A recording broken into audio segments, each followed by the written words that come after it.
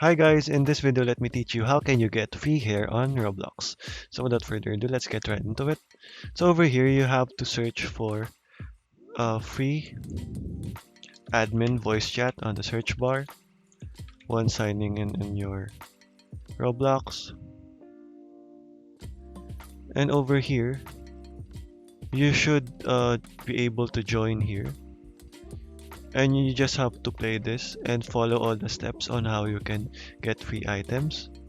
So in here, as said here, there will be free items here when you join the game, and one of the free items is a free hair. So all you have to do is redeem the free hair and go ahead and put it on your character on the inventory. So okay guys, this is just a quick video on how you can get free hair in Roblox guys. So be sure to join this game. And you just have to search it on the search bar like we did. So okay guys, that is all for today. Thank you for watching and goodbye.